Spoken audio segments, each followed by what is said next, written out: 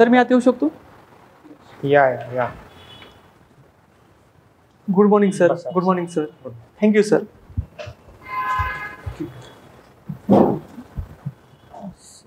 नाव न सांग तुमचं हे द्या, परिचय द्या.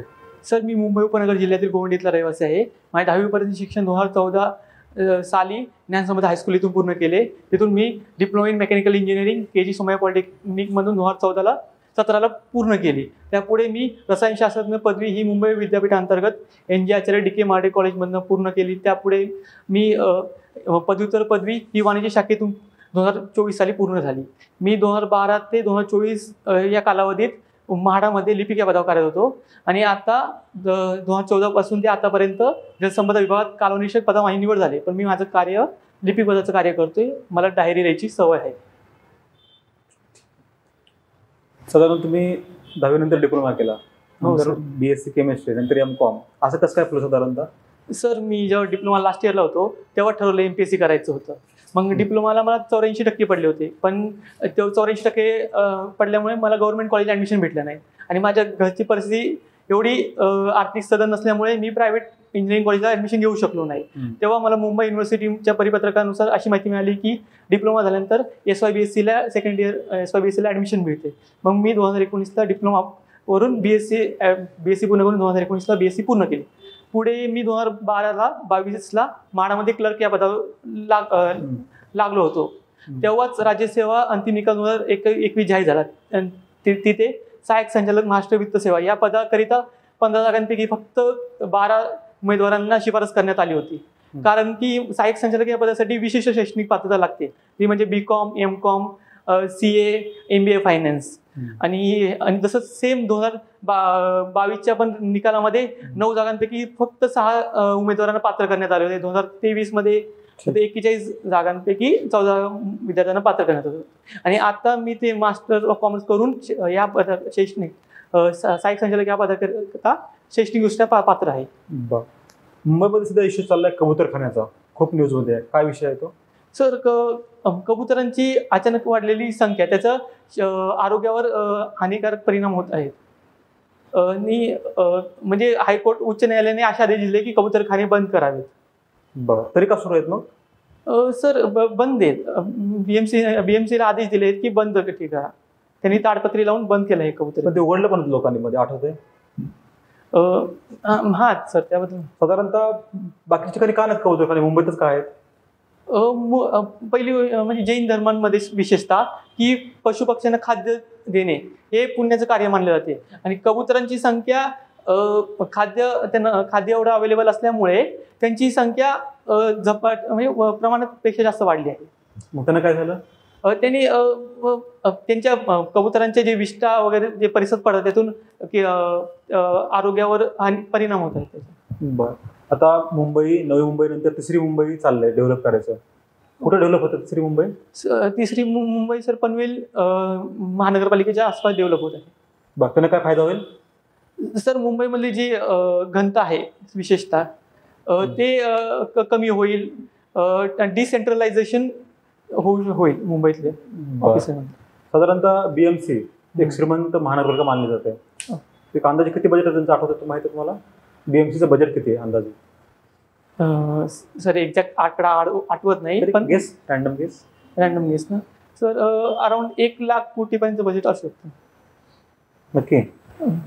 सर ठीक सर. महाराष्ट्राचं बजेट किती आहे? सर महाराष्ट्रात आता रिसेंटली बजेट हे 7 लाख कोटीचं हे अंदाजित खर्च मांडण्यात आला. तर मला सांगा, तुम्ही आता M.Com केलं just to qualify for MABS service. मग जे ओरिजिनल कॅन्डिडेट आहेत ज्यांनी BCom केले प्रॉपर, ज्यांनी M.Com केले, त्यांच्या तुलनेत तुमचं नॉलेज कमी पडेल असं नाही वाटत? सर कारण की विशेषतः माझा मुख्य होता की ह्या पदाकरिता पात्र होणे. कारण की कोणतीही शासन भरती पूर्ण करण्यासाठी शासनाने पर्यायी आयोगाला वेळ, मनुष्यबळ आणि वित्तीय संसाधने खर्च करायला लागतात. मला ह्या प्रोसेसमध्ये एक संधी दिसली. त्याच्या संधीचा फायदा घेण्यासाठी मी आज शैक्षणिकदृष्ट्या पात्र आहे त्या पदाकरिता. तुम्ही काम केले जलसंपदा विभागात केलंय ना? हो. बरं, काय कॅनल इन्स्पेक्टरचं काम काय? सर कॅनल इन्स्पेक्टरचं मुख्य काम काय आहे की शेतकऱ्यांना पाणी वेळेवर पोहोचवणे, निश्चित वेळापत्रकानुसार कालव्यांची स्थिती सुनिश्चित व्यवस्थित आहे की नाही याची सुनिश्चिती करणे व शेतकऱ्यांना सिंचन व्यवस्थित करण्यासाठी मार्गदर्शन करणे, त्यांच्यासाठी कार्यक्रम आयोजित करणे व पाणीपट्टी वसुली करणे. कुठं काम केलं तुम्ही? सर मी सोलापूर जिल्ह्यातील माळशिरस उपविभागात कार्यरत आहे. कोणतं धरण वगैरे तिथं काय? सर आमच्या इकडे नीरा उजवा कालवा अंतर्गत आहे. वीर आणि त्याची सुरुवात वीर धरणापासून. त्याची काय कॅपॅसिटी किती? सर वीर धरणाची कॅपॅसिटी 9.8 TMC आहे. तेवढं पाणी पुरतं? म्हणजे सिंचन क्षेत्रानुसार मागणीपेक्षा जवळ 90% पर्यंत आम्ही सिंचन करण्याचा प्रयत्न करतो. मी म्हाडामध्ये पण काम केलंय, बरोबर? हो केलंय. म्हाडामध्ये काम केलंय? हो सर. दोन्ही कामातला काय फरक आहे? दोन्ही कामामध्ये सर मुख्यतः म्हाडाचं लिपिक काम हे डेस्क जॉब होता, ऑफिस वर्क होतं, आणि ते कालवा निरीक्षकचं काम हे फील्ड वर्क आहे. कोणतं काम जास्त इंटरेस्टिंग वाटतं? सर दोन्ही कामाचा अनुभव बघता फील्ड वर्क जास्त इंटरेस्टिंग आहे. पण सध्या जर मला वैयक्तिक विचारलं तर मला कालवा निरीक्षक पद आहे, पण कर्मचाऱ्यांच्या अभावामुळे मला लिपिकचं काम दिलं आहे. बरं. मग तुम्ही राहिले तर मुंबईमध्येच? हो सर. बरोबर. हो. मग ते सिटी लाईफ सोडून फील्डवरती जाणं? सर आता मी माझं जे पोस्टिंग सोलापूर जिल्ह्यातील माळशिरस तालुक्यात आहे ते माझं मूळ गाव आहे. त्या मूळ गावी उलट मला एक संधी भेटली की तिथे काम करण्याची. बरं. कोण आहेत म्हाडाचे चेअरमन आता? सर म्हाडाचे चेअरमन हे पद रिक्त आहे शासनाने. आता म्हाडाचे उपाध्यक्ष आहेत ते माननीय श्री संजय जयस्वाल सर आहेत. बरं.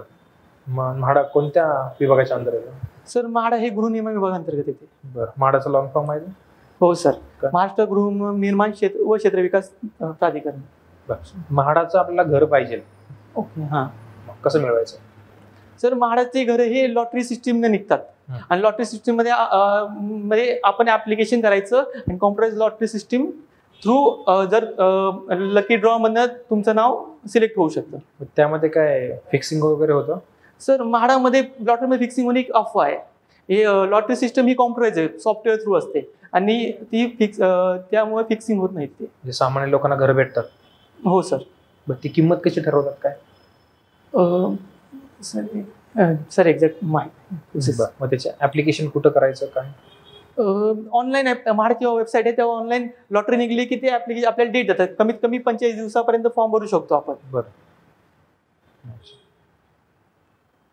सर सॅच्युरेटेड फॅट आणि अनसॅच्युरेटेड फॅटमध्ये काय फरक आहे? माफ करा सर, माहिती. लो डेन्सिटी लायपोप्रोटीन आणि हाय डेन्सिटी लायपोप्रोटीन मध्ये एक्झॅक्ट डिफरन्स नाही, पण आपले हार्टचे हिशोब सांगता तर हाय डेन्सिटी फॅट्स हे चांगले असतात लो डेन्सिटी फॅटपेक्षा. ओके. का बरं? कारण की लो डेन्सिटी फॅट्स हे आपल्या रक्तवाहिन्या ब्लड सेलमध्ये अडकून हृदय विकाराचा त्रास होऊ शकतो. म्हणजे हाय डेन्सिटी लायपोप्रोटीन अडकत नाही किंवा चिकटत नाही त्यात. ठीक. कार्बनचं केमिस्ट्रीमध्ये विशेष महत्व आहे, कार्बन या कंपाऊंडचं, तर ते काय आहे बरं?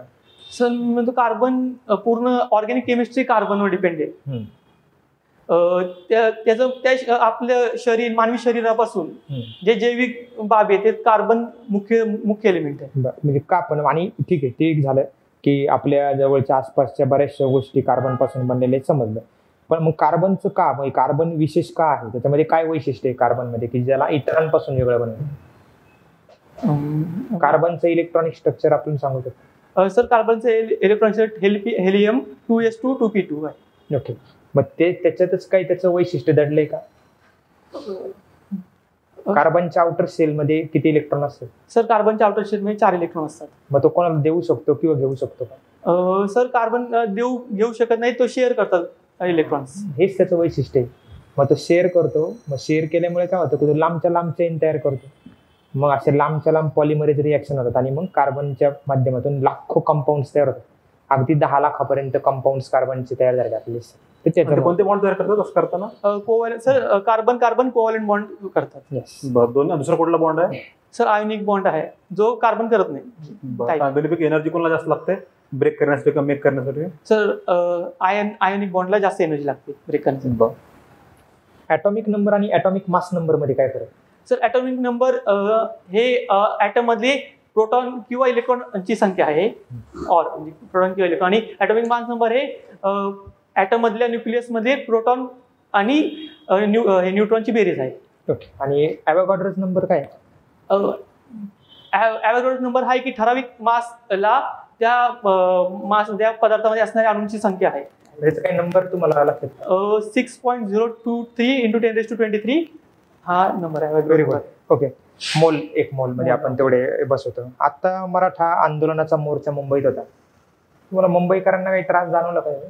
सर मी सध्या सोलापूर जिल्ह्यात कार्य. मुंबईकरांना काही त्रास झाला असं तुम्हाला वाटतंय?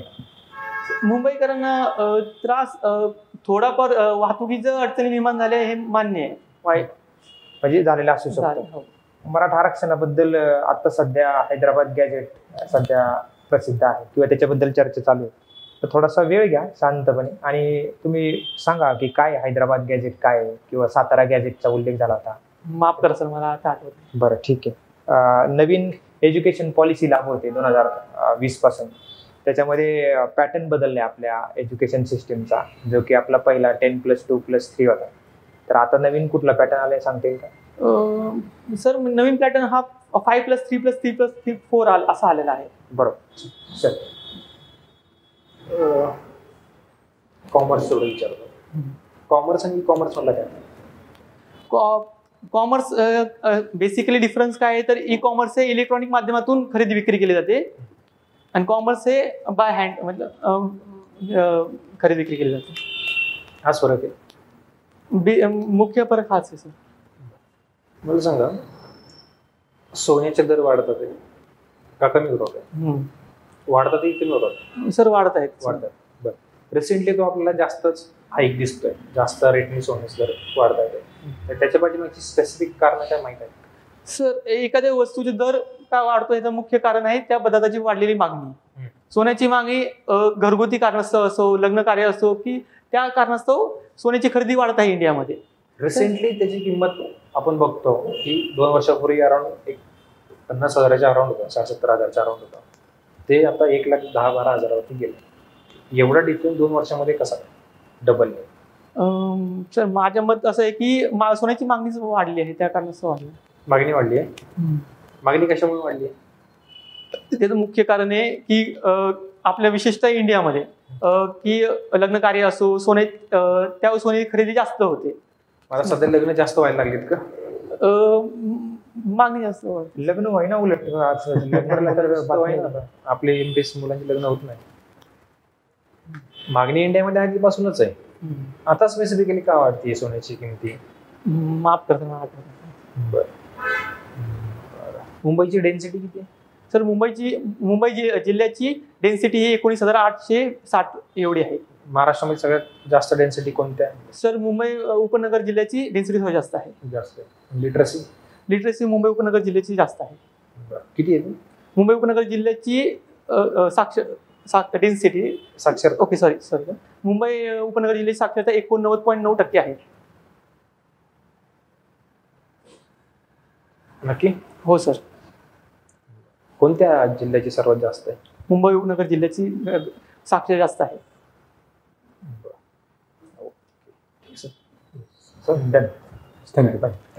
Thank you sir.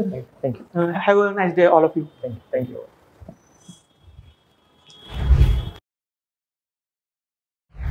बस कसं वाटलं तुम्हाला? म्हणजे थोडेसे इम्प्रूव्ह करायची गरज आहे मला अजून. कुठल्या भागात? स्पेसिफिकली टेक्निकल भागात. कुठला? म्हणजे केमिस्ट्री असो किंवा केमिस्ट्री मध्ये मला तर नाही वाटलं काय ते चांगलं होतं. सॅच्युरेटेड आणि सॅच्युरेटेड ठीक आहे, समजा एखाद्या वेळेस करू शकतो तेवढं तर लक्ष दे. सॅच्युरेटेड फॅट थोडं हार्मफुल आहे आपल्याला. एक प्रॉब्लेम फक्त तुम्ही स्लो बोला.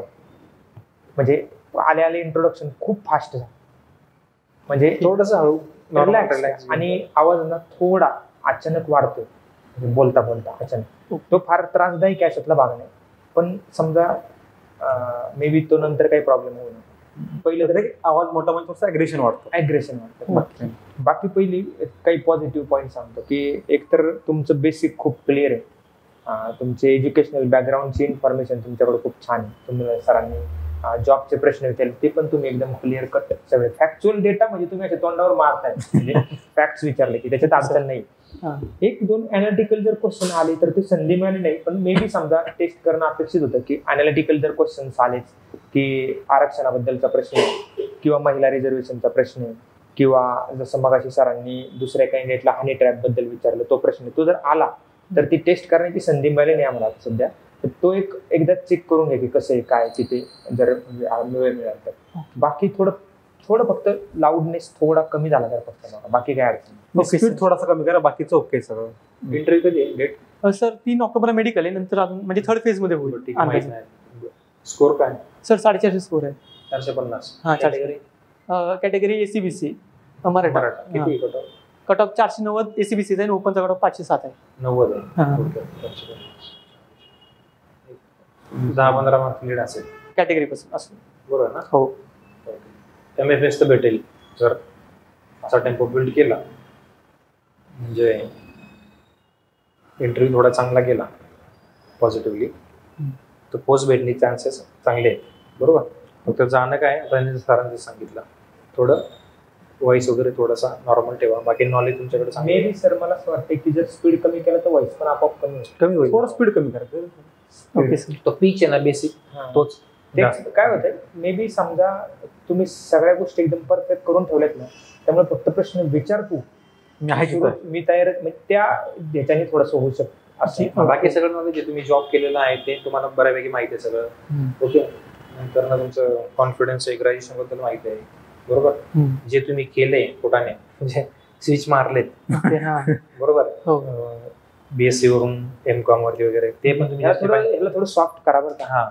MCOM ला थोडं सॉफ्ट करा, म्हणजे बरोबर आहे आयोगाचा क्रायटेरिया आहे की असं थोडं सॉफ्ट करा की मला थोडी इन्फॉर्मेशन मिळाली. त्यानंतर मी म्हटलं की एक संधी आहे करिअरची, त्यामुळे आपण MCOM पूर्ण करून घेऊ जेणेकरून आपल्याला पुढे ऑपॉर्च्युनिटी मिळेल, असं थोडं सॉफ्ट करा. ओके. आता मी तुम्ही सांगितलं- फॅक्च्युअल खूप गेलो. नाही तुम्ही सांगितलं की आयोगाचा क्रायटेरिया आहे आयोगाने क्रायटेरिया तुम्ही पूर्ण केलं. पूर्ण केलंय. माझं काम झालं. घ्या मला. तसं थोडं ठीक आहे, म्हणजे मग मला तुम्हाला मी तो प्रश्न विचारला कोणता, जो ओरिजिनल कॉमर्स कॅन्डिडेट आहे ओके. त्यांनी एवढं पूर्ण ग्रॅज्युएशन त्यात केलंय.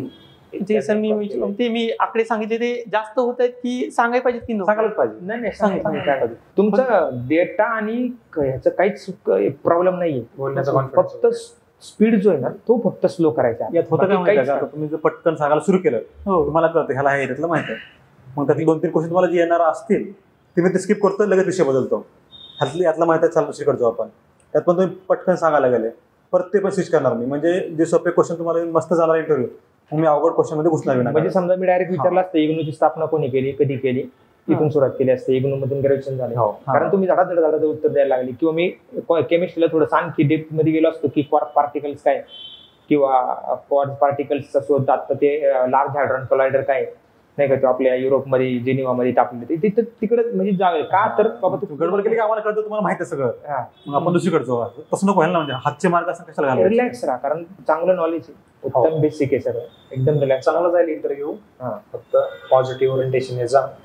सर आता मी म्हणजे खांदे वगैरे काही प्रॉब्लेम येत नाही ना? मला थोडं मी लिहिलं बॉडी लँग्वेज, लिहिले. बोट वगैरे अशी हे होतात. आणि ते उत्तर सांगून झाल्यानंतर हलतात. हा. उत्तर सांगताना हल्ले तर ठीक आहे. झाल्यानंतर तुम्ही असं असंच हे असंच थांबले पण असं काय नाही, तिथं तुम्ही असं प्रॉपर हे घेऊन एवढं तिथं अंतर नसतं, थोडं जवळ असतं.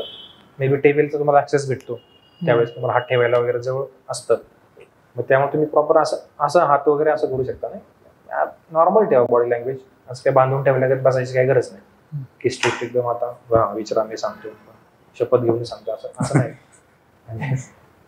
ओके. बाकी काय नाही. कारण हे जे ॲव्होगाड्रो नंबर 6.02 3.1023 जे एवढं जर फॅक्ट सांगितले ना तर खुश होतात. खुश होतात सगळे. आणि थोडं फक्त आपल्याला सॉफ्ट सांगायचं, कारण हे अपेक्षित नाहीये सगळे उत्तर येणं पण, कारण जवळपास 90% ऑफ दी आन्सर्स करेक्ट, सगळे करेक्ट होते, त्यामुळे काही अडचण नाही येणार. स्लो करायचं. सर आणि आता माझा डाऊट आला की मला BMCचं बजेट नव्हतं, म्हणजे मी माझ्या करायला पाहिजे होतं पण नाही झालं, मग तरी पण समोरचा विचारतो की सांगा अंदाजे, मग काय करायचं, परवानगी घ्यायची. सर मी आय गेस, मी अंदाज लावू शकतो का, मग ते म्हणले हा येस यू कॅन गेस, मग सांगायचं. बरोबर. त्याच्यानंतर तुम्ही कितीही चुकीचं उत्तर दिलं तरी काही कारण तुम्ही ऑलरेडी परमिशन घेतलेली आहे की मी चुकीचं उत्तर येस देऊ गेस का? काही असू शकतो आता. हा. असं असं काय अडचण नाही. कारण कधी एखादा प्रश्न पडतो की सांगा तुम्ही गेस, मग काय करावं विचारायचं, परमिशन घ्यायची, सर मला एक्झॅक्टली माहित नाहीये पण मी गेस करू शकतो का? हां. सरळ सरळ साध्या मनाने विचारायचं. ते सांगतात हा यू कॅन गेस, किंवा ते काही वेळ म्हणतात की नको नको राहू दे, मग ठीक आहे ओके सर थँक्यू, पुढचा क्वेश्चन, असं होतं ते. पण एवढ्या काही त्याच्यामध्ये आलंच पाहिजे, विचार सांग सांग म्हणतात, मग येतच नसेल तर काय करणार, खोटं थोडी बोलणार आहे. मग त्यापेक्षा खोटं बोलायचं किंवा गेस करायचा तर परमिशन घेऊन करायचा. ओके, मग ती चूक पकडली जात नाही, ती माफ असते. चला ऑल द बेस्ट तुम्हाला. Thank you sir. All the best.